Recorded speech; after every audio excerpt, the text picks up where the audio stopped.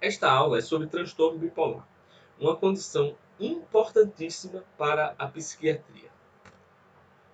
Primeiro a gente vai começar com um pouco do histórico.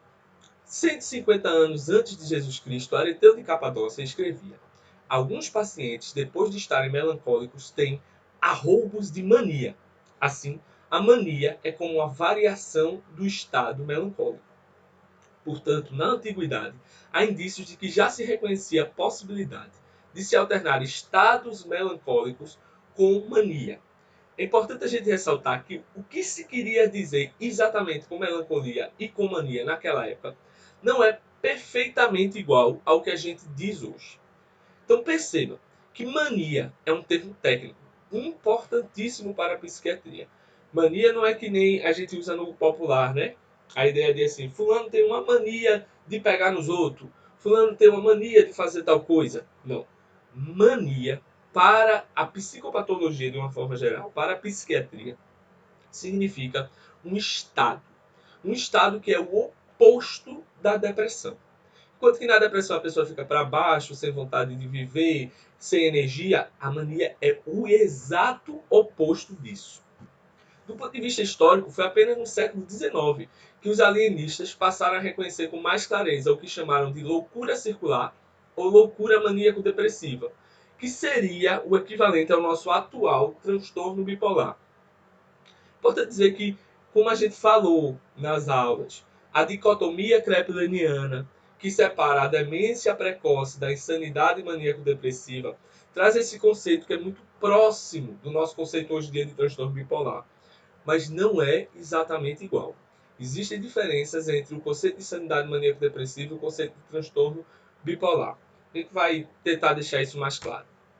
Psicopatologicamente, a base da síndrome maníaca são sintomas de euforia, alegria exacerbada, elação. A elação é a ideia de uma expansão do eu, grandiosidade.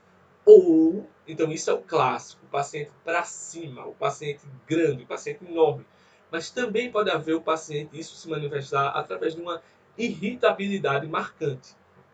Esses sintomas são desproporcionais aos fatos da vida, distintos do estado comum de alegria ou entusiasmo que o indivíduo sadio apresenta em sua vida. Além disso, quase sempre observa-se nos quadros maníacos a aceleração das funções psíquicas, o chamado TAC, TAC é acelerado, psiquismo, certo? Então, o paciente em mania é um paciente acelerado, um paciente para cima, um paciente que geralmente tem agitação psicomotora, exaltação, loquacidade. Loquacidade é falar de forma mais rica do que o habitual. É como se o paciente estivesse pomposo, dando uma palestra o tempo todo. Pressão para falar. O paciente maniatiforme por excelência, muitas vezes você tem dificuldade de falar. Ele não para de falar. Uma vez eu estava num CAPS, ainda na minha graduação, e eu entrevistei um paciente. E nessa tarde, a gente não tinha tantas atividades. Era meio livre as minhas atividades no CAPS nesse dia. E aí eu deixei o paciente falar. Ele estava claramente num quadro maniatiforme e eu fiquei na escuta só pensando, eu vou ver até onde vai. Até onde ele vai se cansar de tanto falar. A questão é que ele estava numa mania franca. E ele não cansou. Eu passei 4 horas ouvindo o paciente falar.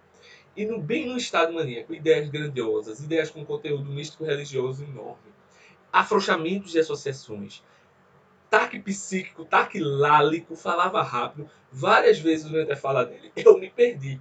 Eu não conseguia juntar perfeitamente as ideias, porque as ideias não se conectavam claramente. E é importante que você entender que o quadro maniatiforme deve durar pelo menos uma semana. Para ser a mania clássica, a gente vai falar sobre isso, certo? A mania, de uma forma geral, não é um quadro que começa de manhã e termina de noite. É muito comum a gente ouvir as pessoas dizerem isso, né? Fulano deve ser bipolar. Acordou bem e foi dormir triste. Não. Acordou bem, foi dormir triste, ou o oposto, estava mal de manhã e está feliz no final da noite. É uma situação, uma variação de humor que pode acontecer com qualquer pessoa. A mania tem algo de muito diferente, tem algo de especial.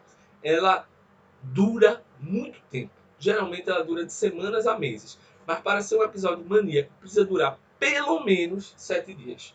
Menos do que isso, não é um episódio maníaco na sua forma clássica. Na esfera das ideias, verifica-se que, em geral, o pensamento com conteúdo alegre, grandioso e impreciso, que tende a ser superficial e inconsequente.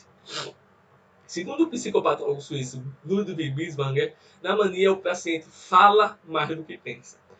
Isso é só uma citação de Dalgarra-Rondo de Binswanger, tá certo? Quem for se dedicar ao estudo da fenomenologia vai falar que Binswanger falou muito mais sobre mania e muito mais profundo e complexo do que apenas essa ideia.